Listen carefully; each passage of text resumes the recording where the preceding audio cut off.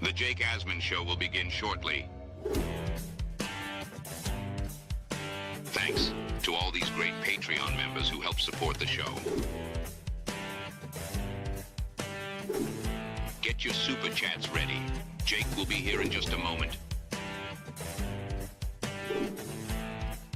If you love the New York Jets, this is the place to be.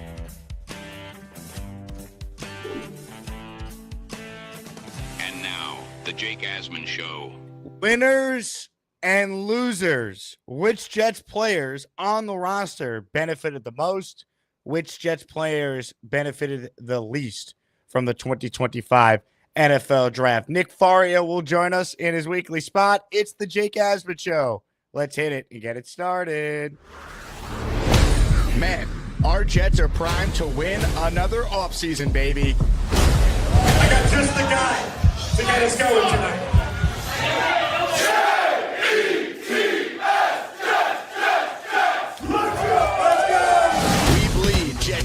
Each and every day. Will the playoff drought finally end? Kings of the offseason, baby. This is what we do. At least we have Garrett Wilson. We have Breece Hall. Please subscribe and hit the like button below. Super chat, baby. Cut the line. We have Sauce Gardner.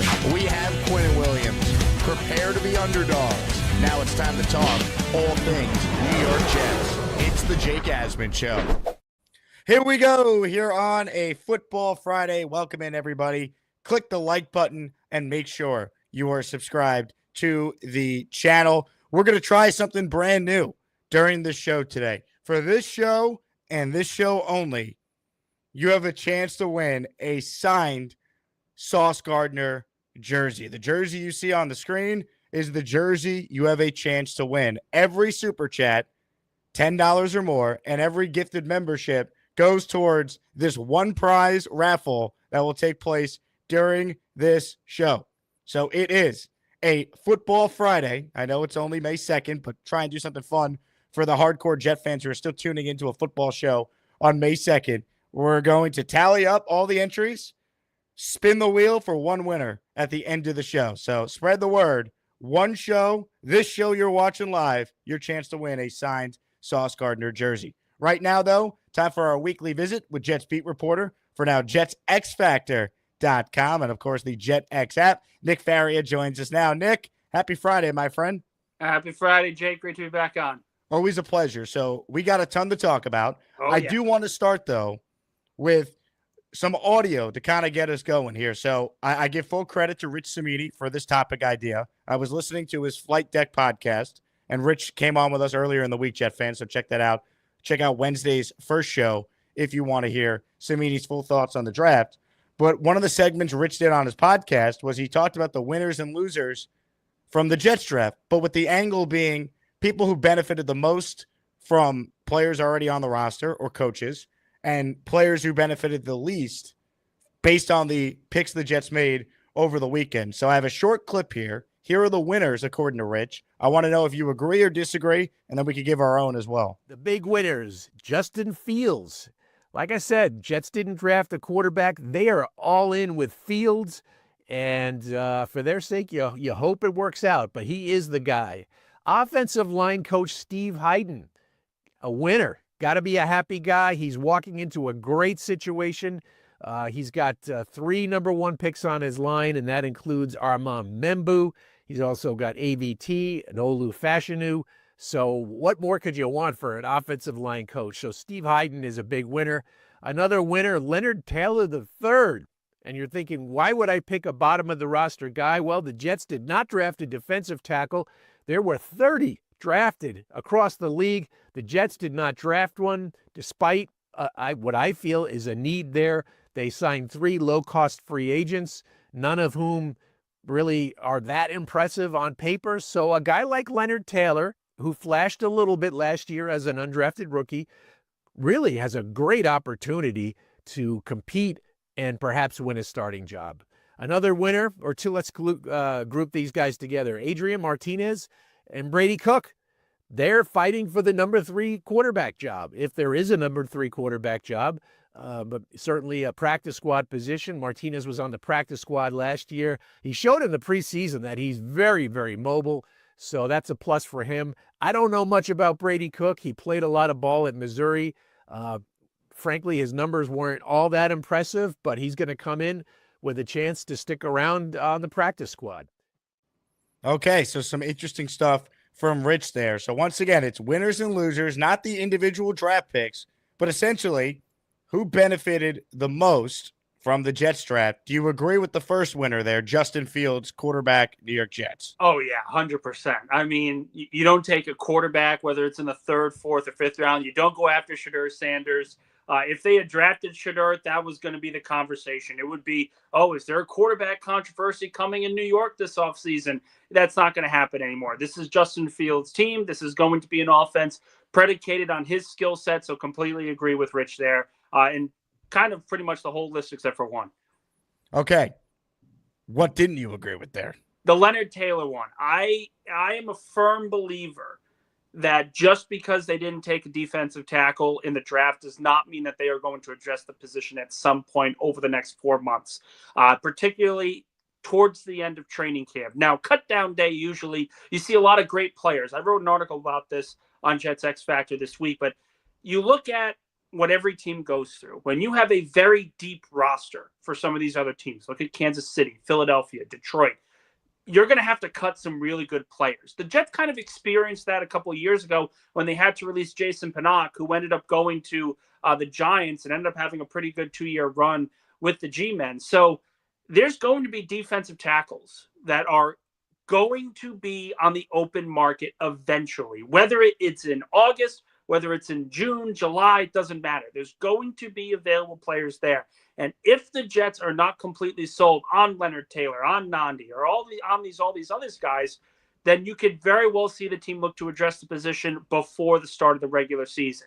So it looks good for Leonard Taylor right now, but just because they did not draft a defensive tackle, to me, doesn't make him a winner yet. Let's talk. I think it's a little too premature to say he's a clear-cut winner for a guy that's going to still be fighting for a roster spot this offseason. So one of the winners Rich said there was Steve Hyden, the offensive line coach. Oh, yeah. I don't know if he's a winner, though. I don't think he's a loser, but it just adds more pressure on him to do a good job as a first-time O-line coach because there's no excuse from a talent standpoint for this O-line not to be one of the best in the NFL. 100%, and I get that point. It's kind of a glass half full, glass half empty approach, however which way you want to look at it. The way that I see it, he now has an offensive line with 5 clear-cut starters. And now he has a backup group that's actually pretty solid. Max Mitchell, Josh Myers, Carter Warren, Okua.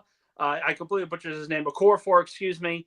You got all these guys, 4 or 5 role players that you can actually feel good about going into this next season. You can have that sort of depth that you can trust, something that the Jets have struggled with for many, many years. So the way that I look at it, I think he is a winner because he's going to have a really good young group to work with, but he's also going to have the depth to say, even if one of these players goes down, there's going to be depth here that they can plug and play where they're not going to take a massive step back.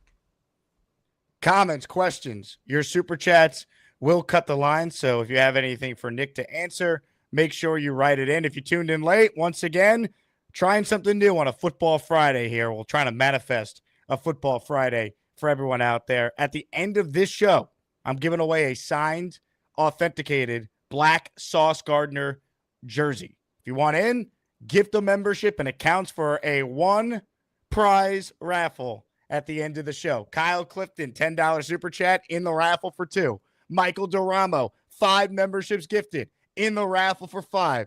Jets carpetbagger, me want sauce jersey. You in raffle for 2. John in the raffle for 5. Keep it coming. I will tally up all the entries and we'll give it away at the end of the show. Dave Briga, I got your Zelle before the show. You're in the raffle for 5 for this if you want it. If you want it for the Joe Namath helmet raffle, I'll add you to that. You let me know in the comments what your preference is. Keep them coming. And thanks to everyone who continues to support our channel and supports our content. As far as Justin Fields goes, I want to talk more about him for a moment here. I think he is, to me, by far the biggest winner from this draft class. Agreed. Because they got him help on the O-line. They got him a tight end. And while they need another receiver, in my opinion, Justin Fields is 3rd in the NFL over the last couple years when targeting the tight end when you look at his QBR. Yep. I think Mason Taylor is going to be huge from that standpoint. And you already have Garrett Wilson. You help the O-line. You get the running game going. They didn't trade Brees Hall. I would say Brees comes away a winner here. I mean, he gets an offensive line that should be able to block for him. A novel concept, I know. So I think the two biggest winners, in my opinion, going off of your take and then Rich's take, I think Fields 1, Brees 2. Your thoughts? Definitely Brees. Honestly, I think both points are very, very sound. It's just when you have a young quarterback like Fields is, you need to surround him with talent, but not just talent that actually fits his skill set. You mentioned the numbers when he targets the tight end, but also they don't really target the number 2 receiver in a Justin Fields offense. That's not really the MO. They want to have Justin Fields play quarterback, and what that will probably mean is you go through 3 reads: Garrett, tight end, Brees in the running back, or take off and run. I think that's really going to be the situation for the Jets this season, allowing him to play quarterback, but allowing him to play quarterback under his skill set, his tools that he was able to come out with and be a first-round pick out of Ohio State. He is a clear winner because if it goes well, if they win 8, 9, 10 games, there's an argument to be made that he gets another season, another chance to start for this team as the face of the franchise. Whether it will work out or not, we don't know yet. But the fact of the matter is the Jets are putting kind of all their 2025 chips in on Justin Fields. Devin in the Asmaniac raffle for 1. Marcus Clark in the Asmaniac raffle for 1. Thank you, Marcus. I am tallying up the names here, and then I'll use ChatGPT to count everything as I do for the normal raffle. God, gotta love technology. All right, we did the winners. You ready for the losers now? This was Rich Cimini talking about the losers on the Jets roster from last weekend's draft. Now, some of the bigger losers this weekend: Jeremy Ruckert, the tight end. That's a tough one. They drafted Mason Taylor in the 2nd round. So Ruckert entering his 4th year. This is really kind of a make or break year for Ruckert. When they start drafting guys at your position over you, then there should be a sense of urgency. So Ruckert, a chance for him to really prove that he can be more than just a small role player this year. He's going to have to get it together because it looks like Mason Taylor is the future tight end 1. Malachi Corley, disappointing rookie year, a 3rd-round pick last year, didn't endear himself to the old coaching staff. He's got to get it together now on the new coaching staff because they went out and drafted Arian Smith in the 4th round. This is a player who is faster than Corley, and obviously he has some drop issues we talked about with Arian Smith. But Corley, this should be a message to him. He's got to get it together. The Jets brought in a couple of receivers, a couple of veterans. They kept Alan Lazard, surprisingly. So no easy path for Corley. The scholarship is over. And then the 3 tackles who probably lost some playing time. When the Jets drafted Armand Membu, all of a sudden Max Mitchell and Carter Warren and Chuks Okorafor, who they got in free agency. I mean, those 3 guys are now battling for a couple of roster spots because we know Armand Membu is going to be a day 1 starter. We know Fashanu is going to be a starter at left tackle. So, agree or disagree with some of the losers there that Rich Cimini mentioned, Nick? I agree with all of them, but I think he's shortchanging it. I think there's a lot more losers. Look at Brandon Stevens. They just signed a fresh 3-year contract, expected to be the starter, and all of a sudden, boom, Azare Thomas is a 3rd-round pick, could have easily gone in the 2nd round. So that's something to look out for. He's a press guy. It's a perfect fit in Aaron Glenn's scheme. The perception was so was Brandon Stevens. What happens there? I completely agree on Malachi Corley. He's going to have to step it up. The depth tackles, Jeremy Ruckert, all on board with all this. I also think Michael Clemens is a big loser here because of the Barron pick in the late 5th round. Barron, in my opinion, I think he can become something along the lines of what JFM was for this team. And as we remember from last season, the whole reason why Joe Douglas got rid of him was to save some salary cap to give to Hassan Reddick, which ended up blowing in everyone's face. But also because he felt that Michael Clemens could be the next JFM. And if the Jets coaching staff believes that could go to Barron, then I think Clemens' role with the team also has to be in question. It's not really a deep group overall, but I certainly think that Clemens, his roster spot is not guaranteed either. One other piece, and I will say I think it's more of a hot take than anything else, but I think Quinnen Williams was something of a loser. Not a drastic loser throughout this draft, but for him specifically, he's an all-pro. He's a great player, but he's also getting double-teamed more than anybody else, almost anybody else in the National Football League. Very, very difficult to get 10, 12 sacks when you're getting double-teamed over 60% of the snaps. And the idea would be if the Jets drafted a defensive tackle that they could trust, that could play 3 downs, then Williams would at least get some wiggle room to get one-on-one matchups. He didn't get that. So he's essentially in the same situation he was last year and in the year before. He's a great player, no doubt about it. It's not like his roster spot's in question. But if we want to see him be an all-pro, he's going to have to get 10 sacks, and he's not in a system right now with players around him to allow himself to grow into that. If you want a big generic loser, anyone that this regime did not draft that was not taken in the first or second round within the last 2 years. They're all off scholarship. Corley was the first pick of the 3rd round. He might not be on the team if he has a bad training camp. Nope. That's the reality of a new regime coming in. It really is. And with Corley, the difficult part is he came in with the Yak God, Yak King title as a speed demon, a guy who can break a lot of tackles, just an athletic freak. And then they drafted Arian Smith. And Arian Smith, what's his skill set? All about speed, but he doesn't really catch the football well. And you're essentially going to rely on him to sort of have 2-3 touches of base packages, whether it's jet sweeps, end arounds, whatever you want to call it. And that's exactly what Malachi Corley does. So you now have a 4th-round receiver and a 3rd-round receiver from the previous year going at it for potentially the last roster spot at receiver. Comments, questions, super chats. They cut the line. Ryan is in our raffle for 2. I'm going to make $5 super chats count for 1. Once again, a little Football Friday special. A giant thank you to the tremendous support we received last week for the draft coverage. One show only, a 1-item raffle, signed Sauce Gardner jersey. I'm going to give it away to one lucky winner at the end of this show. So if you want in, gift away. I'm keeping a tally here about who we're entering in this raffle. I got the wheel of names up, and we will get you in there. So keep that in mind. A 1-item only raffle, trying something new. We've never done this before. We'll see how it goes. So far, turnout's been great. Ryan says, Jake, send me that Sauce jersey. Also, sending shout-outs to all my guys in the chat. Love every one of you guys. Jake, keep up the great work. You're the man. And always, let's go Jets. Super chat from PBM.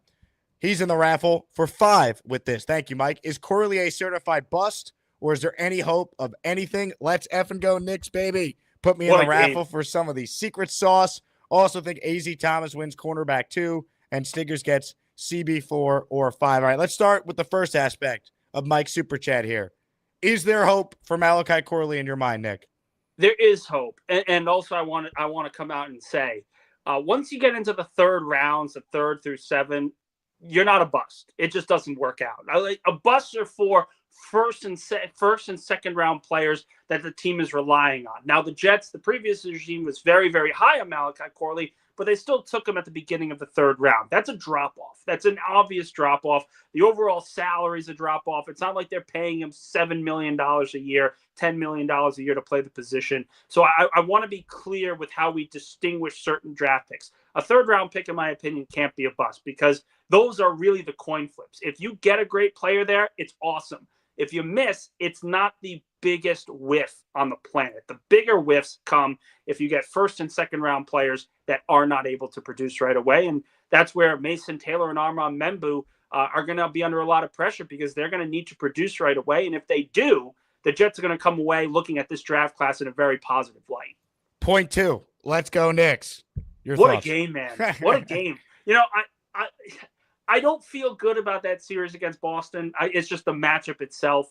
But Brunson, is he not the most clutch player, clutch athlete in New York right now? It's incredible. Yeah, I think he's the most clutch superstar. And people have pushed back and said, oh, what about Eli Manning? Or people have mentioned Giancarlo Stanton. And I have a counter to that. But I've been saying he's the most clutch New York athlete, superstar athlete since Derek Jeter. That's because Brunson also is a top 10 player in the regular season as well. He's amazing, man. And Stanton has his runs in October. He's never healthy in the regular season. Eli was outside of a year here or there. Was he ever really a consistent 2 years top 10 He's quarterback? not a Hall of Famer.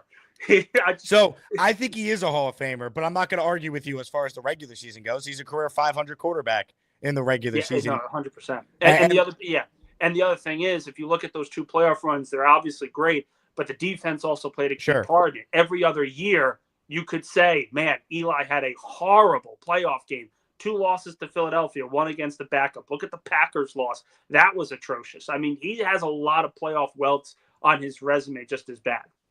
100%. And then the other name that was mentioned was Henrik Lundqvist. And I think that's fair. Hank was obviously tremendous in the playoffs. So you could say Jeter, you could say Hank, you could say Brunson. And then someone said Mariano Rivera. I think it's difficult with a relief pitcher. Brunson's the best closer since Rivera, though, if you want to word it that way. I'll agree with that. But that does bring a good point. It does. Rivera, I mean, man, that's a really good point. I got to sit and think about that one because he's under more pressure than almost any other Yankee going into that particular situation. Close out the game, close out each particular contest, and he was the greatest to ever do it. That's a really good debate there. It's hard because of the nature of like he's a pitcher versus like the everyday player. Sure. And but 100. If you want to say Rivera, I mean, you're talking to a Yankee fan here. I'm going to the Yankee game tonight. Anyway. And his last point was about A.Z. Thomas. Do you think A.Z. Thomas could be the starting corner on opening day? Could he beat out Stevens or whatever their plan is at corner? No, I don't see that happening right away. I think they want to develop him patiently. And if that were to happen, I think the bigger question would be, where do you put Stevens? Do you try to move him to safety? So I think they're going to try a lot of versatile spots for both Thomas and Stevens, see what works for the betterment of the franchise, and then go from there. I would be surprised if Thomas is starting at all going into week 1. Ladies and gentlemen, the big fella just came through. He's the leader in the clubhouse for the Sauce jersey. We're giving away at the end of this show a 1-prize raffle. Sauce Gardner autographed and authenticated signed jersey. Give it up for the big fella. We're the freaking New York Jets, so we're built for this shit. Ladies and gentlemen, it's time to grab my helmet. And it's time to read 20 names. Nick, stand by. Here we go. I'm strapped up. Big fella, you're the man. 20 names. Big fella, by far now the leader in the clubhouse with raffle entries for the Sauce jersey. Rich, Donna, M. Thorne, J. Cruz, Rue Nuts, Austin, J. Meltz, F.Y. Foe, Matt Shaw, Sarah Young, Mike F., T.J. Bergerit, KJ8, Kaiser Rev, Joe Barras, Pivas, Sweet Baby Jesus, Joseph Freeman, BB, Brendan Bradshaw, all receiving memberships there from the big fella. Let's go, let's go, let's go. Oh, yeah, and for good measure, Nick, I know you love this. I'm sounding the alarm.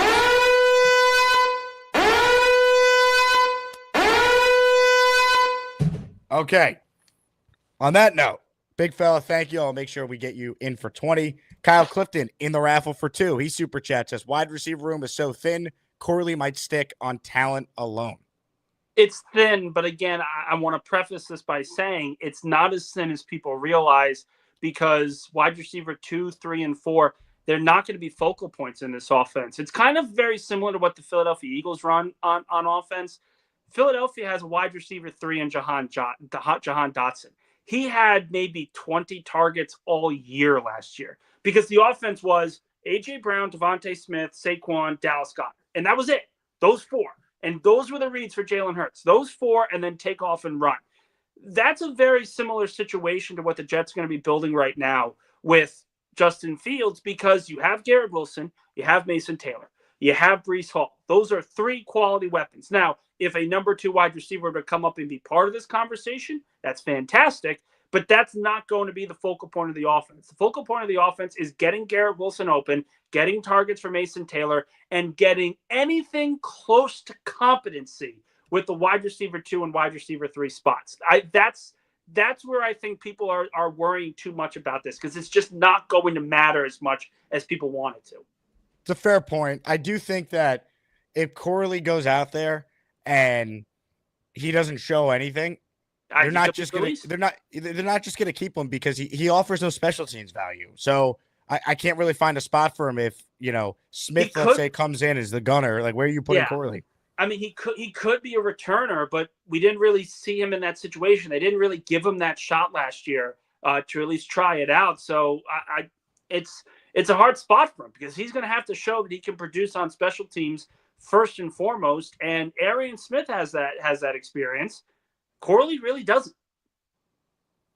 Ladies and gentlemen, Jay Perez with a 10 spot. He has sent in a $50 super chat.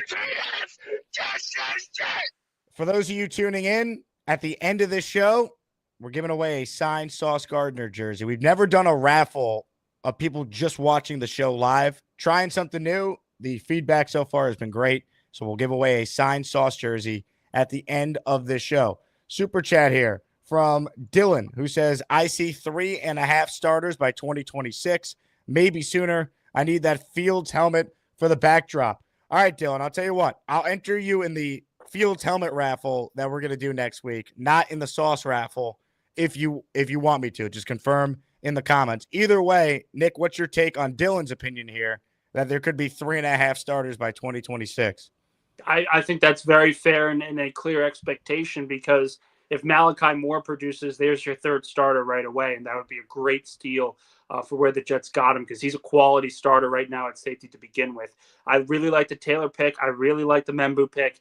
It all just comes down to where you put A.Z. Thomas. If Thomas is a guy that can produce early on and develop a little faster than expected, this draft class is going to be a very talented one. And I've been saying it. I think a lot of people are kind of overreacting to the defensive tackle and wide receiver needs. The Jets walked in with 6 pre-draft needs: tackle, tight end, receiver, defensive tackle, safety. They addressed, in my opinion, 5 of them. And if you get 4 starters out of that 5, I think you're looking at a very, very good draft class. It may not be as historic as the start of the 2022 class, but certainly there is potential here to make this a really good start for the future for Darren Muji and Aaron Glenn. Ladies and gentlemen, Connor Long checks in, spending his allowance money. Nick and Jake on a Friday, nothing better. Connor, you're in the raffle for 2. Stop spending money on my show. Save your money to, I don't know, what do kids do? They have pizza. Save for college. Yeah, do well, it. that too. We're Connor, all screwed. Do it. Thank you as always. Holy crap, big fella. Another 20 spot. Are you kidding me? Sound the alarm.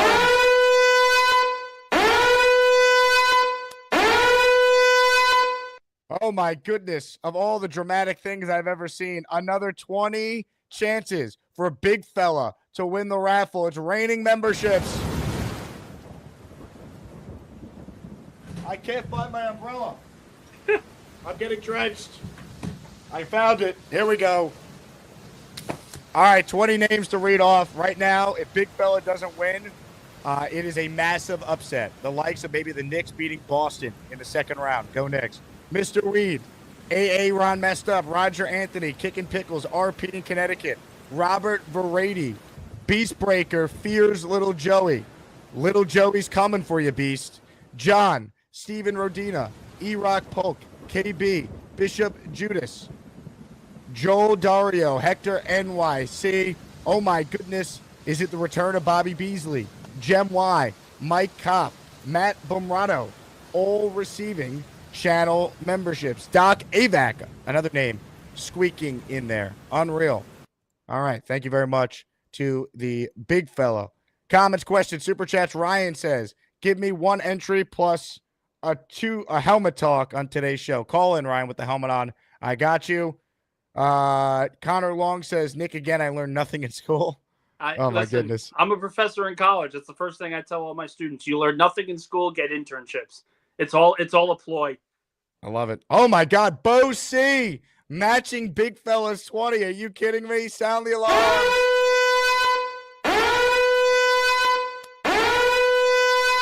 It's raining again. Here we go. I got 20 names to read. These are from Bo C. If you haven't gotten a membership yet, you might be cursed because everyone's getting one right now. We haven't had one of these shows in a while. Who knew a sauce jersey would get the people going? ADR, Jenks, Scott Wilkes. The day of.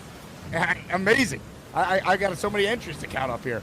Anthony Muscarella, Zach Cartwright, Justin City, Brandon Roberts, New Jet City, Kickelman, Tristan Oliver, Photography, Fishing for Bangers, Wet Sox Entertainment, Jason Wang, Chris Daly, Boss of Bosses, Jahi Sterling, DBC JC, Sea Dog McGinty, all receiving channel memberships there from BOC. That is 20 entries in our Sauce Gardner jersey raffle at the end of the show. That's why we're getting an explosion of memberships here. It's for a one prize raffle. As a little thank you for all the support, signed Sauce jersey, we'll give it away.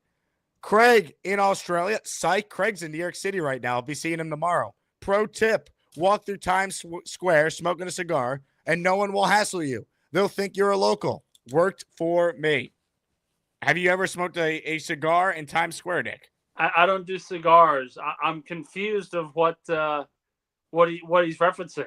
So Craig is in the United States of America, in New York City right now. He's visiting for the week, and I will be seeing him and some Asmaniacs tomorrow. Gotcha. Okay. I have my boomerang ready to go. What do we got here? Questions for Nick. We'll mix in some calls as well. Let's see. There was a good one from JD I saved. Here we go. Jake, should we be concerned that Steve Hayden wasn't a head O-line coach before and just 1 year as an assistant? What do we know about Brian Natkin, the assistant? I think it is a concern, not even just with him, JD. The offensive side of the ball, Nick, very inexperienced, whereas the defense has a lot more experience, plus the head coach is defensive-minded as well. It's very, very similar, and I mean very similar to the staff that Robert Saleh had built when he first started. Now, the Knapp passing away obviously changed a lot of things. There's less pressure on this position group. There's less pressure on this coaching staff because they didn't draft a quarterback second overall like Robert Saleh did, and I think that's part of why the expectations are a little bit lower this season, because it's okay. They're building something first. They're not worried about drafting and developing the quarterback right away. Each side can be commended for that. But if you're worried about the Jets staff, then the easiest way to say, hey, I'm right, look at what I'm right about, it's the fact that Robert Saleh went through the same exact thing and it blew up in his face almost immediately. There's reason for positivity, though. And I do believe that Hayden can be a very good coach because of his development in Detroit, getting the Detroit tight ends to be good blockers as well as pass catchers. They were able to do both out with the Lions, and I think that's going to help them out specifically. But then, of course, we talk about the quarterback position, and is this offense going to look a little bit different? I do believe that Tanner Angstrand is in a better position than LaFleur was coming out when he first started. He's not going to be under the same amount of pressure with a developmental quarterback. He's just putting in a system that fits a bridge guy. And I think that understanding changes what we look at and changes the expectations for this incoming staff. Nate says, smoke a crack pipe so they know you're a real local. Not a bad idea. Or how about this? Drive around Times Square and try and get hit by some guy on a bike. Did you see my show the other day when Nate hit a pedestrian on the street? I saw a clip and I was confused to holy hell. Ladies and gentlemen, let's head to Times Square. Where standing by is a good friend of the show, Nate Nate. Hello, Nate. Guys, how we doing? Nate, how are you? Just got on. I kind of missed the beginning of it. How we doing? Yo, buddy, watch it. Whoa. Oh, he took one. Oh my goodness. You all right? Watch where you're fucking going, mate. Man. Wait, hang on. I know you. We're here in Times Square with Craig live. Don't worry, Matt. I know you took the bait. I know you thought I took him out again. Don't worry. It was a different guy. Mrs. Craig has her heart in her throat right now. Someone did try to help. Someone leaned over to try to help Craig and thought I really took this man out because I did come on the pedestrian walkway. I apologize, all pedestrians. We're on our way over to the Mets game. Amazing. I mean, okay, that makes more sense. Oh, man. Sean says, I want in. Let's go, Jets. Sean, you're in for two. Reminder, $5 Super Chats, one entry, 10-2, 25, 50, 10, 120. And if you gift the membership, the amount you gift is the amount you're in. If you can gift, we prefer you to gift rather than Super Chat so everyone can benefit from you joining the raffle. Jack says, let's go. Jax, appreciate you tuning in to the show. Let's get some calls in with Nick as well. Please hit the like button if you haven't. Also, Yankee game update. Bunch of you got tickets this afternoon. We have about 27, I think, left.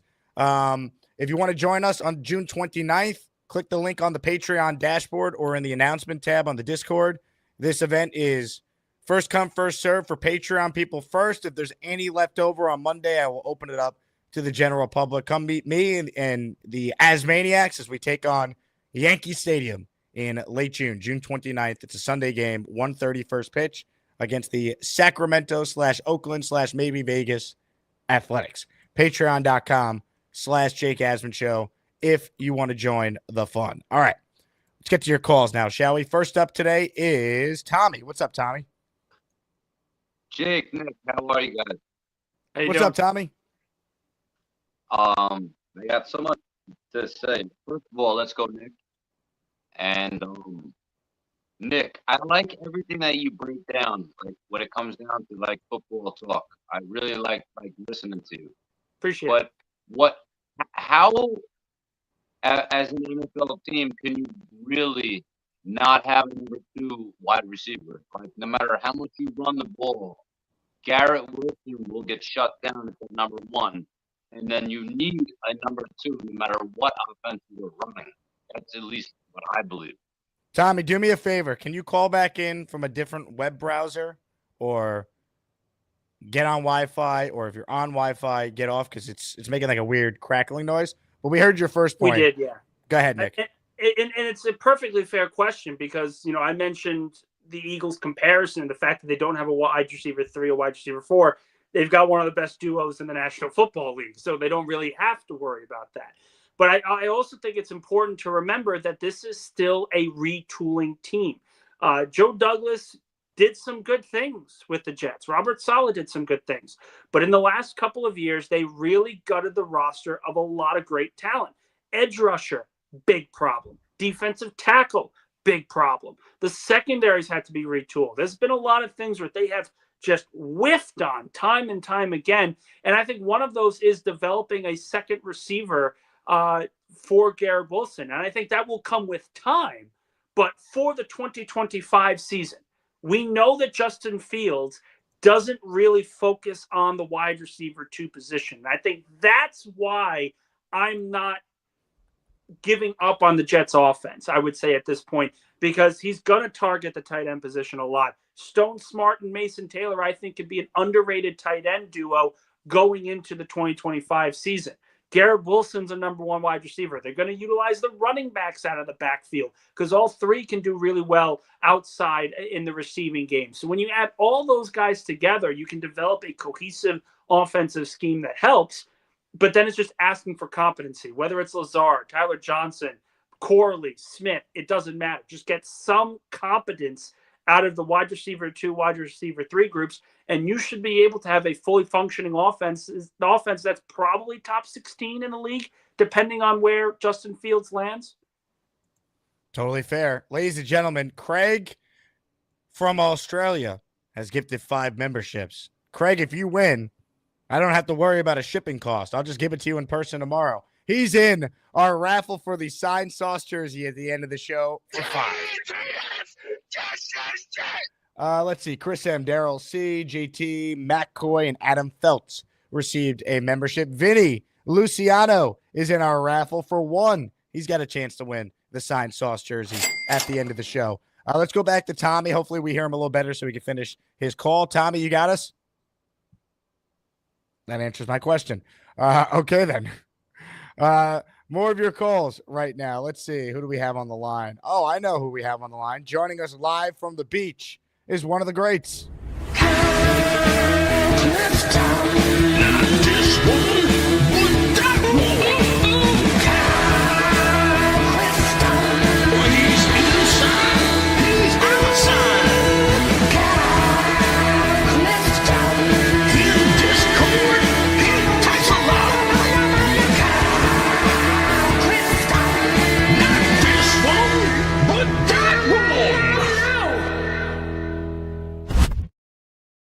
What's up, gentlemen? How are you? What's up, Kyle? Notice the subtitle there for Faria Friday? Nick Faria Friday. I love that. From the beach. So I wanted to run two things by you, and I'm still stuck on wide receiver a little bit. Malachi Corley, even though I realize that he doesn't play special teams and that he hasn't shown too much to the previous staff. I think even in the preseason, you could see that he was running some people over, and that's kind of a skill set that doesn't really exist in our wide receiver room as far as a yak guy. Physicality, absolutely. Physicality. So I think he's going to be given every opportunity, is all I'm saying. And I kind of think that them like not keeping all their picks and trading up, that might have been a mistake because there were some decent punt returners late in this draft. That like Ricky White was one guy that I kind of liked. That's the guy you want to push off the roster is Gibson, right? Like he's kind of where you could start to change the dynamic of your room, even though you realize you can't fill all your holes this year. Well, my question would be to that: isn't that kid Nguanu? I'm butchering his last name. The running back who had that big return. If he's healthy, why not put him out? Try to compete for both spots, not just kick returner, but also a punt returner as well. Yeah, if he's up for it, that's fine. I think from what I knew, he was mostly a kickoff guy, but I don't see why he couldn't do both. You should try it out. Try it out. Yeah, I think that's what we're going to get because of the lack of desire to go get one of those guys late in the draft. Also, Stone Smart. He's been a wide receiver before. He is not he's got great size. He doesn't have great speed for the X, but considering what we have, is there any chance we might play him a little bit outside? I think you're going to see both tight ends a lot this year.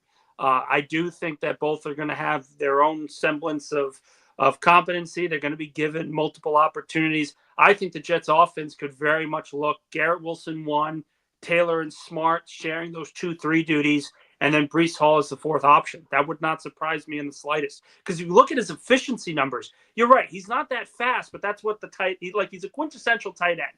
He's a little bit more athletic for the tight end position, but he's not fast enough to be a wide receiver. So you have a guy like that, and you look at the statistics, the efficiency numbers that Smart had with the Chargers, they're off the charts. It's not just, it was this, it was that. When he was given a chance, he produced every time for the Chargers. I thought that was an underrated signing when they made it. And now when you add him with Mason Taylor, you've got an underrated 1-2 duo at the tight end position that not many teams are going to be able to stop. Right. And then the other thing would be maybe a pony package with the two tight ends. You get Isaiah Davis out on the field with Breece, and you have options to throw. Yeah. You have options to run. It gets kind of confusing real quick. This offense is going to look a lot different than it did last year. There's not going to be the stagnant, Aaron's going to win at the line of scrimmage, and we're going to let him play quarterback. This is going to be, I think you're going to see a lot more motion. You're going to see a lot more quasi-weird-ass alignments. There's going to be a lot of pre-snap stuff. There's going to be a lot of post-snap stuff. I truly believe this offense, if Justin Fields plays competently, and if he improves his completion percentage and improves his pocket awareness, this Jets offense has the ability to be in the top 16. Not saying top 10, but if Justin Fields is good enough, this is going to be a much better offense than we have seen because the scheme itself is enticing enough to say, hey, let's wait and see what happens.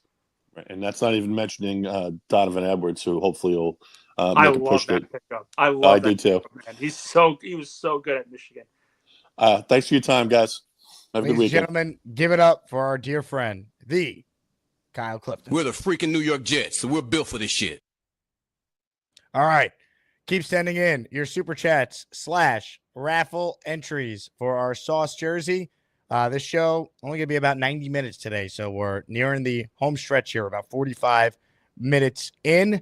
We're going to say goodbye to Nick shortly, so if you want to call on and talk to him, make sure you get in here and you say hello. Ace of Spade checks in. Does Muji have a say, or does he always defer to Aaron Glenn? No, he absolutely has a say. And I truly believe that this entire draft strategy showed that. I mean, they are coming in on the same page of how they want to build the roster. They want to come in with a full plan, and they're both in agreement. They both agreed on Membu. They both agreed on Taylor. It's not Aaron Glenn banging the drum and saying, I want this, and Muji saying, okay, great. It's both of them saying, these are the best players for us moving forward with this regime. Ladies and gentlemen, I'm seeing a comment here from Beastbreaker. I want to talk to Nick. Nick, do you want to talk to Beastbreaker? Bring it. Let's go.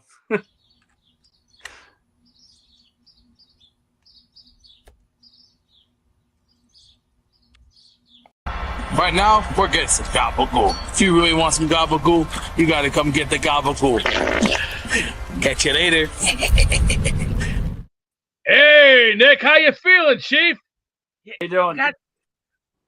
I've had better. I went out and got some good old-fashioned, right here, baby, Mexican style, baby. Mexican food only. Oh, yeah. I like the draft picks, but unfortunately, we didn't get Warren. That's okay. We got Membu, and we got all the other picks, but you know what? I want to see what they can do first. But you gotta earn every bit of my respect. But if I see some lacking, you know what's gonna happen. Bye-bye. Oh, Nick, did you watch the heavyweight fight on Tuesday? No. You missed one of probably the best heavyweight fights, but guess who got exposed in the end? Take a wild guess. LeBron? Wrong. Fake boy Bobby Beasley. He got exposed. Of course. And Nick, he won't be coming back. In the words of the great Carl Winslow, he won't be coming back for a long time. You follow that, Nick? You understand clearly what he's saying, right? Yeah, it's all in here, man. Dana, yep. I'm not trimming my hair. I like it long and sexy.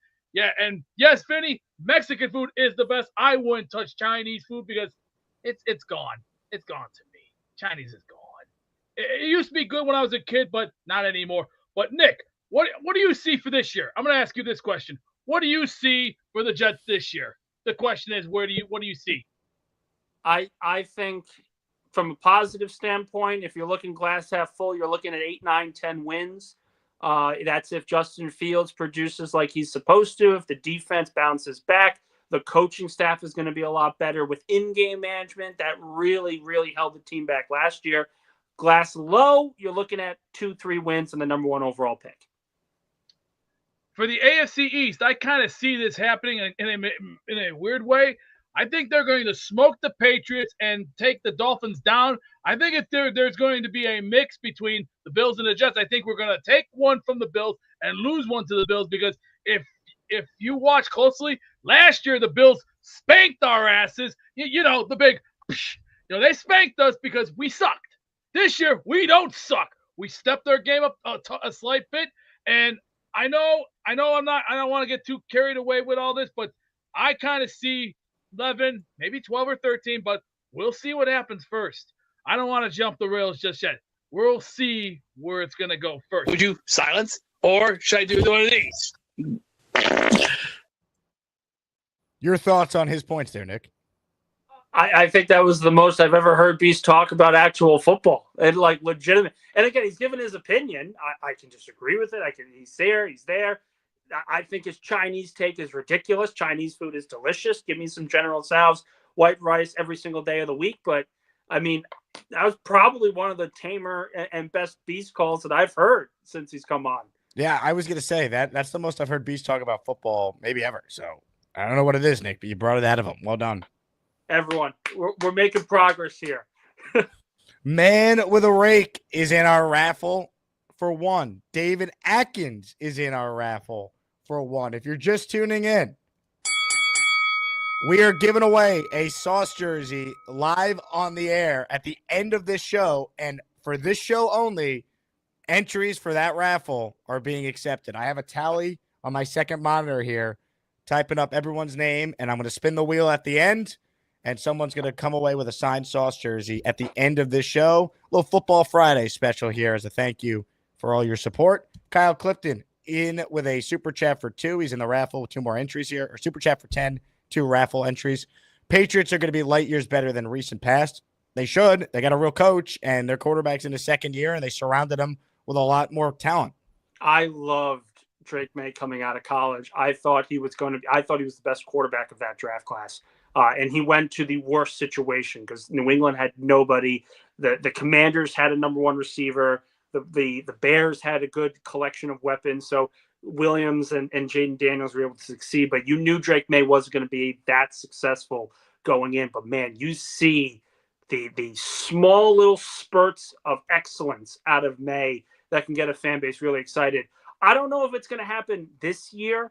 I think this will be a transition of sorts with Mike Vrabel, but certainly this is going to be one of the more harder teams to deal with in the coming years ahead because they're going to be playing a lot better defensively. The offense is going to be more buttoned up. They're not going to be turning the football over as much. And if May develops like he is supposed to, like many expect, you're looking at a top 10 quarterback in this league. Ace of Spade, are you surprised they claim they're happy at DT? A little bit. And again, they can say they're happy, but that doesn't necessarily mean that they're not going to do anything. Look at the Buffalo Bills. Brandon Beane on Monday went off the rails on a radio show, essentially saying, you're angry when we draft a receiver, where you're angry when we don't draft a receiver. What is it? Our receiving room is great. We have the number one offense in the NFL. We don't need a receiver. And then 48 hours later, they signed Elijah Moore to a free agent contract. So just because they say they're happy at defensive tackle doesn't mean they're actually just going to be okay with the group going into week 1 of the 2025 season. I continue to point out there's going to be a lot of cuts coming in the next 3-4 months. When that happens, the Jets are going to have an opportunity to pick up some players on the waiver wire at defensive tackle, along the edge, maybe at linebacker, maybe a wide receiver. We have no idea what it's going to look like in 4 or 5 months, so be patient. This is not the time of year where you want to spend a lot of money at the defensive tackle position. Wait to see what kind of player may be cut simply because he's in a deep roster but can make an impact right away for your team. Robert Morris in the raffle for 1. Devin in the raffle for 1. JoJo in the raffle for 5. Keep them coming. We're giving away a Sauce jersey at the end of the show. It includes a certificate of authentication. You can see it's got the certificate or the sticker authentication right by the signature, as all signed merchandise should. So we're giving this away at the end of the show.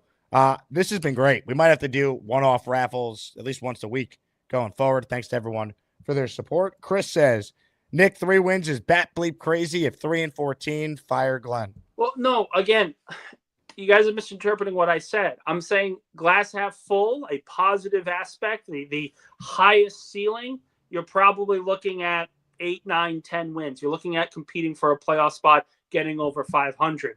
The absolute lowest, the floor for this group, is that Justin Fields doesn't produce, and he looks even worse than he did in Pittsburgh. The offensive coaching staff is a mess. They look inexperienced, and it takes them a long time to do that. And the defense doesn't take the kind of turn that you were hoping for under Aaron Glenn. These things are possible. I'm not saying it's going to happen, but the floor has to be number 1 overall pick, 2-3 wins in a season. Not saying it's gonna, but that's where the floor is. Comments, questions, super chats. They cut the line. Let's see. I think we are all caught up there. Excellent. Let's get to your calls. We head to New York City. We head to Times Square, where Craig from Australia is standing by. Hello, Craig. Did you almost say it's time to head down under? I maybe almost did, but then I realized, wait a second. Our favorite Australian is among us in the continental U.S. He's in my city right now. Mate, I'm getting more US by the day. I've been hit by a bike. I've seen not one, but 2 rats today on the subway. I've had hot chicken on the Lower East Side. I'm doing I've been to City Field with Nate. Got taken to his house. Wow, how was the game yesterday? We saw Juan Soto's first home runs in his new home ground. I suppose that's good. I mean, City Field, I can't say I didn't like it. It was a nice place. It's very nice. It's a beautiful stadium.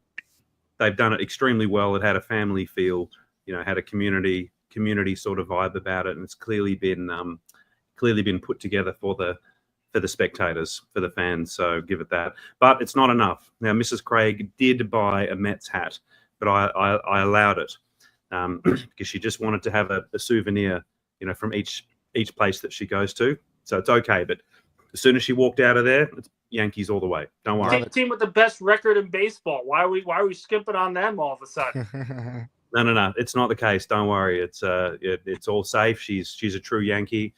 Looks like the weather's all right tomorrow, mate, from what I can tell. Yep. So I think we're going to be good. And Asmania will assemble at Alden's and tomorrow morning, and we'll call in, no doubt, and say hello, and then meet you in the Bronx. And it should be a fun afternoon. And I want to say, Nick, thanks for all your content, mate. I got into this game properly only a few years ago, and don't even ask me why I follow the Jets.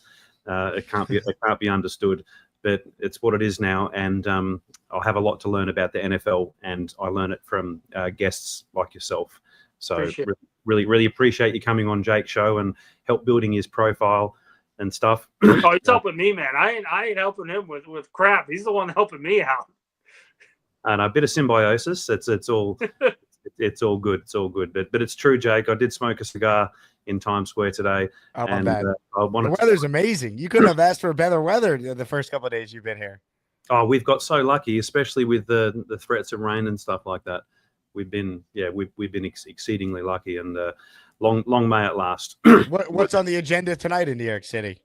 Well, been talking to Gary about this. Times Square is all set up for boxing. The boxing fight, yeah. Yeah. So we're going to try and get in there. It's going to be beamed on all the screens all around Times Square. So we're still recovering from fried chicken on top of mac and cheese. Oh my god! In the in the Lower East Side, because I had to get down to Fluffy's. Highly recommended if you want to go into a food coma. Fluffy's. Get down there. Yeah. Oh look, mate. When I see you tomorrow, I'm going to hassle you with a list of things that you need to do in your own town. Please do. Craig is more New York than I am. Like he gives me recs all the time, and they're awesome. It's great. I keep building them up. The goal is to get to every venue one day. I assume it's impossible, but we can only try, right? I love it. Indy Jet says, Craig, the most American thing you could do is visit a pew range. Okay, is that what it sounds like? Is that a gun range? Gun range. He's saying a gun range. Yeah. Okay, so Indy Jets. I came from Vegas to come here, and I was with Luke, my work colleague, and I took him shooting. And we got the SWAT team package. So we had the Glock, we had the sniper rifle, we had the machine gun, and the 12-gauge shotgun. So don't worry, it's been done. It's been done. Hell yeah. Love that. Yeah, let's do these things. Craig knows. I have a request from someone on the line who wants to speak with you. Purple Belt Mike, go ahead. Craig, are you going to Long Island at all? All right. Hang on a second. Yeah. Oh, my man. Hold on. So, are you going to Long Island at all? Yeah, man. So I was going to let you know, we're going to rent a car on Tuesday and drive out to Long Island. So I think the plan is to catch up with you and Snowball. Are you around on Tuesday? Yeah. I was going to see. So tomorrow, I'm going to a concert tomorrow night in Manhattan. So if you're in Manhattan, I could see you. You guys got to go to Venere Ristorante. I have no idea where it is, but somewhere on Long Island. So that's might just bump into it randomly. It's not a big place. I'm a big chicken parm fanatic, and I have a list. I have a list. They are number one on the list. They beat out Vincent's Clam Bar. Does Mrs. the Craig chicken parm come with pasta? That's the biggest. Oh, here we go. Oh yeah, hell yeah. So PBM, where are you going to be exactly tomorrow? Where exactly? So Harry Mack is a freestyle rapper. He's doing a concert at Terminal 5. Not Terminal 5, like at JFK Terminal 5. There's a club. No, I got you. In Manhattan. Yeah. Oh, I know Harry Mack. He blew up on like TikTok and like Instagram, right? Dude, yeah. So that guy is sick. He's so talented. Sick. Yeah. You should go. It's only like $60. Where is it? Terminal 5. If you go, come with me and my best friend and his brother. It's gonna be so much fun. I'll let you know. I don't know. I don't know what I'm up to just yet, but I am a big fan of his. I think that guy's really talented. Yeah, he's gonna be awesome. He like goes in the crowd and like you pick people. Like he'll just be like, "All right, give me a couple words," and he just like you show up an object or something. It's really fun. Yeah, I've never seen someone be able to freestyle like that guy can. It's crazy. Yeah, he's one of one. He's one of one. I don't know if you like that kind of music, Craig, but if you do, maybe something you could be into. I could send you on Discord a couple of his stuff. I was just going to say, message me on Discord and I'll send you my number. And even if we don't see you there, we'll see you because we're always out late, always. Yeah, and then for Tuesday, maybe we'll meet up with Snowball, get lunch or something. Yeah, that's what we'll do. That'll work out. Okay. So I'll organize it with Snowball. Cool. How about this? As maniacs coming together around Craig. I have one question for Nick, though. Yes. Nick, I don't know if you went over this, so I apologize, but who's your favorite draft pick from the Jets? I was banging on the Membu Taylor drum in first and second round, so I think both of them combined. The fact that they went tackle and essentially compared their situation to that of Detroit, the exact same thing I was saying for a month and a half, was also something positive as well. So give me both of those guys. Malachi Moore, really, really liked, and the Barron kid, too, for Miami, I think could be a really good player.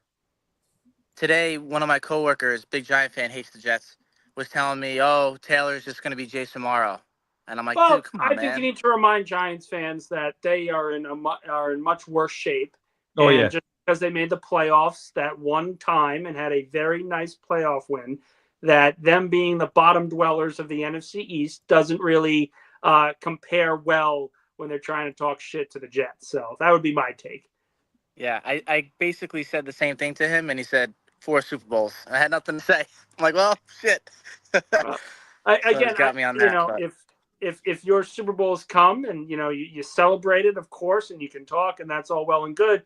But when you have, what was it, 2-3 wins last year, and you couldn't tank properly to get the quarterback you wanted, and you're 7-25 against the top teams in your division, I wouldn't really be talking to the other bottom dwellers either. Here's what you tell him, Mike. You ready? Yeah. You get the fuck out. That's it. Bingo. See ya. Can't wait to see Craig and PBM. Love it. Love it. Craig, the trip of champions. It's underway. Our favorite Australian is in New York City. Speaking of Australians, this guy's back in Finland, but he came all the way to New York for our draft party. Actually, he might still be in the U.S. I think he was traveling after the draft party. Australia Jet fan, are you in the U.S. still? Yes, I'm still in the US, which You're is Memphis, why, right? yeah, which is why you guys have seen a lot less of me lately.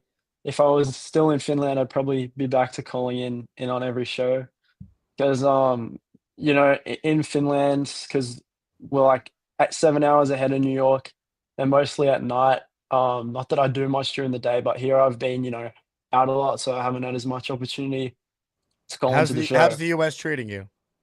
Well, I definitely agree with Craig in talking about the food. I think, I think I might, go back to Finland with heart disease or something. There's just so much food here to try that isn't necessarily the healthiest when you're eating it every day. But it's a great opportunity to put some muscle on. Everyone who met me at the draft party knows I'm quite skinny, especially Nate, since I was able to get on the back of his bike. Thanks again for that. And I have my souvenir from Yankee Stadium. I think Craig said he went to a Mets game, but I specifically bought the ice cream there just for this hat. So it fits you well. It was a good experience. Thank you. Is that all you got for us? Pretty much, yeah. All right. Go Jets. Well, before you go, Australian Jet fan, this is for you. You get the fuck out. Salient points. Nick, you're the man. Appreciate you hopping on, and we'll catch up soon. Appreciate it. Thanks, Jake. Nick Faria, check him out. Jets X Factor now. Follow him on social media. Does a good job covering the Jets. Comments, questions, super chats. Last chance to enter the raffle. If you tuned in late, we are doing something we've never done. We're trying it out. I have a signed Sauce Gardner jersey. I'm giving it away at the end of this show. So you have to be tuned in live for your chance to win. The show's going to end soon. So gift away if you want in. I'm compiling the list of names. We'll spin the wheel. All that jazz. Indy Jets responding to Craig says, well done. Bo C says, there's a lot of times that young age works against you, especially in the NFL. This doesn't feel like one of those times. I feel good about the team. If they're coached properly, they should be better, Bo. That's how I look at it. They're young in the spots you want to be young, right? Offensive line, skill players as far as your number one receiver. Running backs are young. You're young with your number one corner. Defensive line wise, you're young. Like, you're in a good spot. It just really comes down to Fields. If you want this team to be really good. If not, they're going to be in the draft in 2026 trying to find a quarterback. Earlier, a reference about chicken with pasta was made. Ladies and gentlemen, you know what that means. It's time to say hello to... Chicken with pasta is worse than peanut butter with sandwich. It's easily disgusting. People really get underneath my skin, Jake. Yeah. How come you're not in Times Square this weekend, Gary? I figured you'd be here covering this Haney fight, and we got what's his name, Ryan Garcia headlining, right? Yeah. The card, if you pull it up, it's all blocked off, so you can't get in. It's by invite only, right? And then you got to go watch the fight from some screens like a couple blocks away. It's not. They took the best idea ever, the biggest fight card of the year, put it in like the busiest cross section in the whole world, and let the public watch. Like, great idea. I love this. And then boxing has to screw itself, so then they block it off so no one can watch it. So what was the point of putting it in Times Square if no one can watch it? Isn't there a security issue though if it's just like wide open for people to see? You got to ask Purple about Mike that. I don't know. I thought it was. You got to have like bulletproof glass or something. I don't know. I gotta imagine there's a safety thing going on with that, right? I would guess so, but you could. I mean, Turkey Al-Sheikh is like a trillionaire. He could pay for security if he wanted to, right? That's not. I mean, you're putting it on. How much do you think it cost them to rent out Times Square on a Friday night, right? Like, I don't know. I can't even imagine what the overhead cost is for that. What's the premise for that, right? So is the fight tonight or tomorrow night? The fight. So that fight is tonight. Canelo fights tomorrow, and then a New Way fights Sunday. So this fight's Friday, Saturday, Sunday. All in Times Square. Like Canelo's fighting in Times Square. Canelo. No, just this is it, and then you go to Mexico and Vegas, right? But this is in Times. Only the fight is tonight in Times Square is tonight, and that's Okay. Ryan Garcia, Teofimo Lopez, and Devin Haney all fight tonight. Yeah, so I'm not even going to be able to really see this then. I don't think so. From what I was talking to Lee Vaughn in the chat, and he was going to go. And it's like, check out how, like, do I get tickets? How do I go? I'm like, bro, I think it's invite only. I sent them the link that we got. I know people that work in that area though that are trying to watch it from like their office because they overlook like the view. But I don't know how much you're going to be able to see of that. Like, what kind of view are you even going to get from there? Not much, right? Like when I used to go to Hofstra, like you stood on the 13th floor and we try to look into Jets practice. It's like you can't see. They had it mapped up so you can't see. And this is what boxing does to itself. They had this great idea, this brilliant idea. Let's put this fight in Times Square, let everybody watch it, and then they block it off so no one can watch it. I don't understand why you put it there then. Why not put it in someone's basement? If you're not gonna let anyone watch, why get like the most expensive piece of real estate in the whole damn world to put the fight there? Doesn't make any sense. Well, people are talking about it. We're talking about it. There's promotion. Pat McAfee did a show from it. He was ripping DAZN for the connection issues he was having, which was hilarious. He was just DAZN's paying him to be part of their pregame for it. Yeah. And he's shitting. I've never heard an on-air broadcaster openly destroy on the ESPN platform the network that is paying him to be a part of the pregame DAZN. He was going up and in on But it. he doesn't give a flying F. Yeah, I know. I know, but he's never going to work for DAZN again. They're giving him a Ever check to again. be part of the broadcast, and he is like, I like Pat, but I thought that was so. I get it. They screwed up the tech. He has the echo in his ear. He's complaining about the feedback. I've been there. You do remotes. It's a nightmare as a broadcaster. But he just doesn't give an F. He was just dumping on DAZN. I'm like, dude, wow, that is crazy. I have a really good relationship with Eddie Hearn and the DAZN crew, so I'm not going to comment on that any further. Is Eddie Hearn DAZN? He runs the boxing. He runs Matchroom. Matchroom was the original boxing program that was on DAZN. Like when it became a boxing app. I've interviewed Eddie Hearn. I like Eddie Hearn a lot, actually. Eddie Hearn's a great guy. I got a great relationship with Eddie. He's not in New York anymore. He went back to England. He had the high rises in New York. He was going to take over boxing in the U.S. And it didn't go bad for him, but he didn't take over U.S. boxing like he thought he would. He was talking like they were going to be better than the UFC. That's not going to happen. Just don't worry about put the UFC to the side. He wanted to do that to boxing in the U.S. He got a good stable. He's got boots. He's got Bam. He's got good fighters, but he didn't take it over like he did in the UK. So he went back to the UK. Oh yeah, first and then now that we're on the topic of New York, shout out to the Knicks fans. You guys think I hate the Knicks? I don't. I am rooting for the Knicks. I absolutely want the Knicks to beat Boston. How about Mikal Bridges last night? Best game as a 25, Nick by right? far. How about Brunson? When Brunson let that shot go, you knew it was bottom of the barrel. It's Brunson. I was talking to Clancy in the chat. Like, you knew that was bottom of the barrel when Brunson shot that. Here's the analogy. I forget who said this, but I couldn't be more true. I hate Tom Brady as far as like when he was a Patriot. But I'd imagine the feeling the Nick fan has with the ball in Brunson's hands late, the confidence you have that he's going to get it done is probably similar to the confidence the Patriot fan has in the 2-minute drill with Brady with the ball, you know?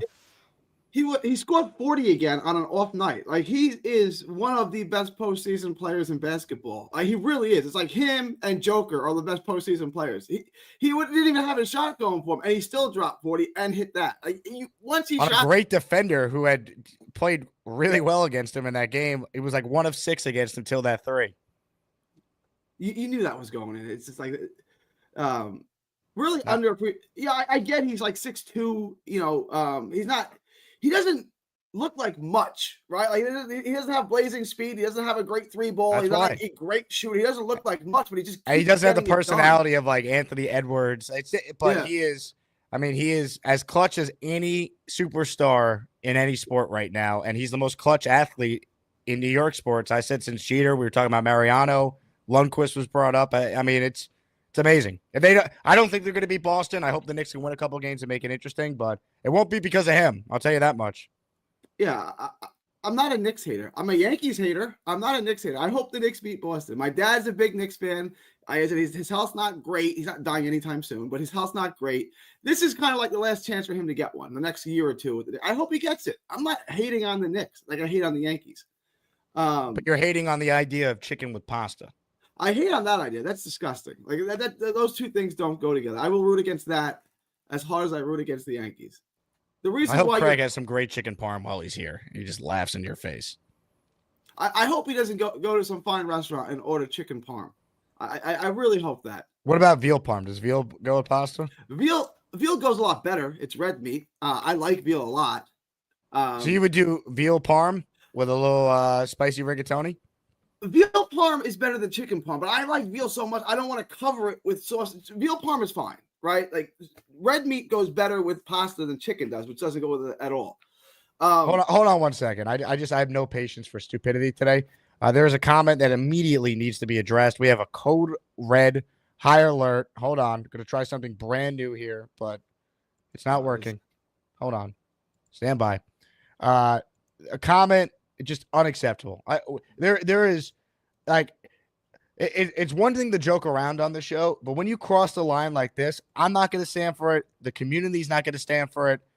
I mean, are you kidding me?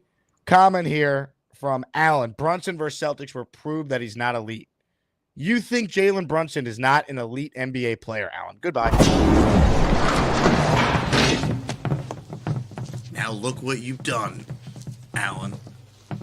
No more protection from the Asmaniacs. Had to pull you out of the chat and cast you down with the Sodomites. Some time in here will feel like you've been run over by the lane train. You understand me? You catch my drift? Give him another 24 hours to think about it.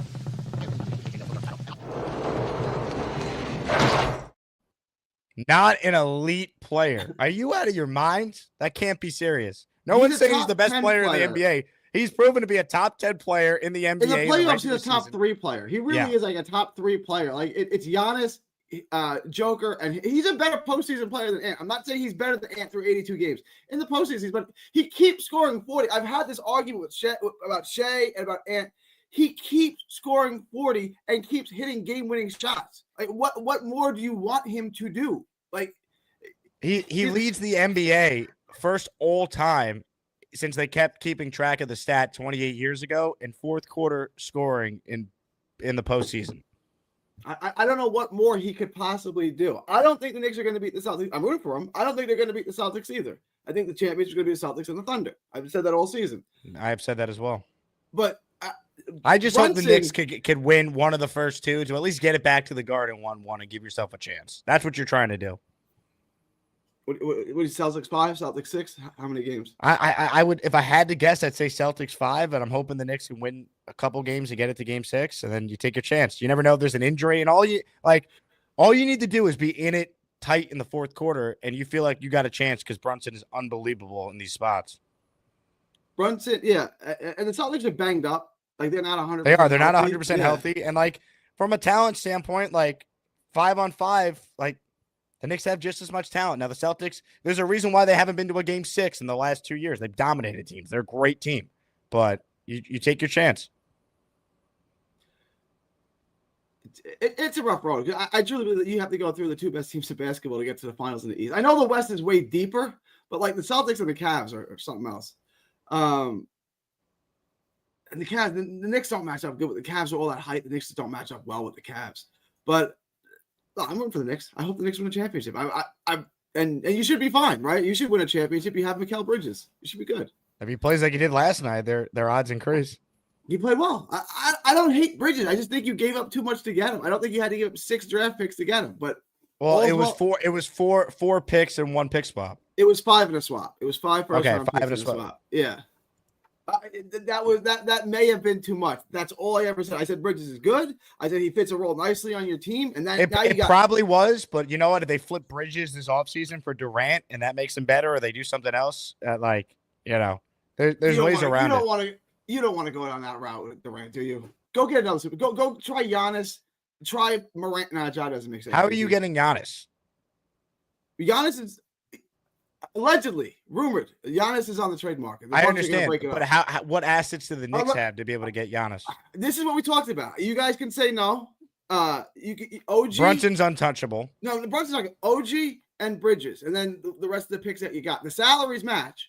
I know OG means the world to you, but you're. I would do if it was OG Bridges.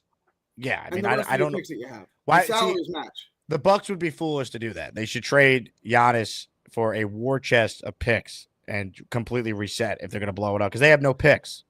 Right. They have no cap space. They have no picks. They have nothing. But you're looking at it from your perspective, right? Like, does Milwaukee want to compete right and rip it down? Or do they just want to exist and be okay? If they just want to be okay and like we're a small market team, we got our championship, we can go for the next 5-10 years and just be okay. Well, like that's up to Giannis. If Giannis is like Dirk and he wants to spend his whole career with one team and says, I'm good, don't trade me, then you keep him. You don't make the mistake you made trading away Kareem, right? If he says, I'm out, then you got to reset because you're not going anywhere with him, unfortunately. You made your moves. It didn't work. At least you got your championship out of it, and you go from there.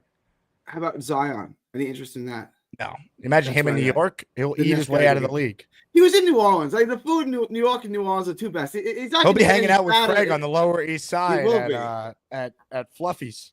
Yeah, those are by far. New York and New Orleans are by far the two best food cities in the country. 1 and 2. You can put them in either order you want. But like the food in New Orleans is probably worse for you than the food in New York. Hey, real quick, Boomtown says, out of curiosity, does anyone remember that guy who spammed the chat for 2 months straight saying we needed to lose out last year and finish with a top pick or else we weren't getting a good player? It wasn't me. Sounds a lot like Alan. Oh, is Alan? I never say the tank. Yeah, that's what wasn't me. Anything else on your mind, Gary? Who do we bet on for these fights? Give us some picks. All right, so I did a whole. I'll show that. Okay, if in the main event, Ryan Garcia, he's like minus 1100, taken by stoppage. Stoppage is minus 400. There's also a prop. Does the fight go the distance? No, you got Rolly and Ryan Garcia. It's not going the distance. Take that prop. Betting on Ryan at minus 1100 doesn't really do you anything. In the co-main, Devin Haney, I'd like the over. I think Devin Haney wins by decision, so you could just take the over on it. I think Ramirez is Devin Haney's minus 1200. Ramirez is an Olympian and a former unified 140-pound world champion. I don't know why he's being disrespected like this. Ramirez is probably not going to win. He's a damn good fighter. So just take the over on Haney and Ramirez over 10.5.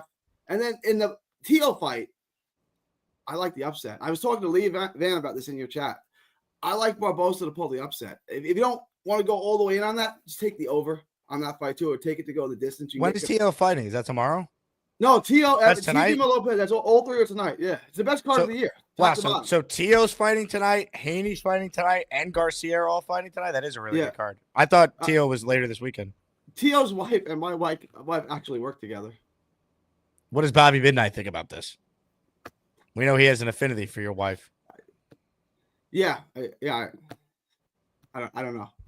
I don't know. Interesting. I Any other thoughts? No, I think that's it. No. I think that's all I got. Yeah. What are you having for dinner tonight? Chicken and pasta? Veal? Veal does sound good. If you want to get veal saltimbocca. That's way better than veal parm. But like veal parm, I'm not gonna lie, veal parm is really good. I like veal a lot. Veal anything, but veal saltimbocca is way better. It's veal wrapped in prosciutto. That's what you want to go with. Gary, thank you for the time. All right, thank you. Chicken doesn't go with pasta. Don't you know it's disgusting? Chicken can't go with pasta. Why? Because of the texture. Instead, go get yourself pizza at the closest Shell gas station. Cause chicken don't go with pasta. I just discovered dogs are pets. Yeah. What a show. All right. I'm going to give people here 30 seconds to gift or send in a super chat, and then closed for the raffle. We're going to give away a Sauce jersey. But first, let me acknowledge Mimosa. She sent in earlier a 20 spot during all the madness of the Craig and Gary and PBM phone call. Mimosa, you are the best. You are in this raffle coming up here for 20. This is for you. Thank you, Mimosa, for your generosity and tremendous support of the Jake Asman Show. You have until the end of me reading the names from Mimosa, and then that's it. Poll closed, or raffle entries closed, and I will put everything in a random name generator, spin the wheel. We'll find out who's getting the Sauce jersey to wrap up the show. But first, I got names to read, 20 of them, from the Mimosa coming through for the people. Here we go. The following 20 people are channel members now. Jalen Roberts. How's the hole, Alan, you bum? Rockben 205, Atticus Hamilton, Jalen Brunson is elite, Suck It Allen, Raul Cabral, Moth Evolve, Staten Island Joe, D's Nuts Allen, Big Sky Jet Fan, Boy Green, Paul Eston Jr., Big Green, Adam J, Shaft, Greg the Hammer, Ragnar, Diano, Tommy L, Ray Noble, Sammy Kiyoki, G Money, Bradley, all receiving a channel membership from Mimosa. Boom. All right. Let's see. Did we get anything at the buzzer here? We did. Indy Jets in for one. Darth Crypto in for one. Kyle Clifton, two more. Jeffrey C, one more. All right. And we are officially closed. Now, here's what I need. I need about 2 minutes to get all the names entered in the wheel. So what I'm going to do right now is play you a best of clip from the show. And when we come back, it is raffle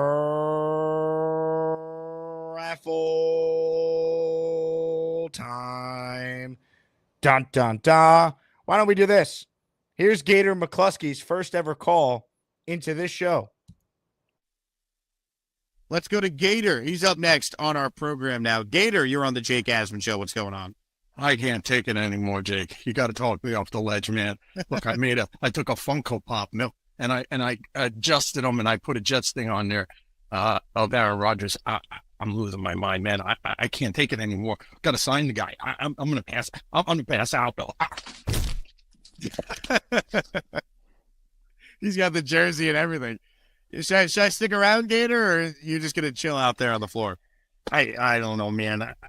I try to get up if I can, but it might be too late.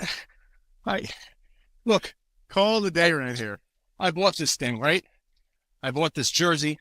I did it all. I never bought a non-Jet jersey in my life. Guys, what's the point of buying the Packer jersey if he's about to be a Jet? I bought it years ago. He's the only non-Jet jersey I've ever bought in my life. This is the only non-Yankee or Jet player Funko Pop I ever bought in my life. I just like the guy. I always did. And when the Jets get eliminated, like in week 2 every year, I need a team to root for. And I've always rooted for the Green Bay Packers. But now this is going to happen. I pass out again. Gator, thank you for the call. Call back anytime. Hopefully next time you call Rodgers is a Jet. That would have been my favorite call ever. That was That was tremendous. That Danny says, dude is like Brad Pitt from 12 Monkeys. I think we're all kind of Gator right now, man. Gator, call back anytime, man. That was tremendous. Barney's up next on our Gustbuster hotline. Good luck following that one up, Barney. What's going on? What happened at the end there? Did he just like... Yeah, I think he just fainted, and now he's in the darkness. Ah, good times. All right, folks. We're almost ready for the first ever in-show raffle. That's right.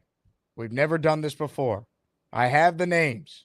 Now what I need to do right now is upload my raffle video because I want this to be as legit as possible. So, it says here we have 155 of you that are entered in this raffle. 113 channel memberships were gifted. Actually, hold on. Let me update this. 155 is the actual number. There we go. Ladies and gentlemen, it's time. It's time to announce the winners of the weekly Asmaniac raffle. Let's spin the Jake Asman Show Wheel of Champions and find out which Asmaniac is winning an epic prize. For this show, and this show only, it's only one prize. It's a prize that you've seen me talk about throughout the show today. An autographed Sauce Gardner jersey. All the names are entered. I hit the shuffle button here. 1, 2, 3 times. 155 raffle tickets. And now, let's find out who's going to win our prize. Hit the music.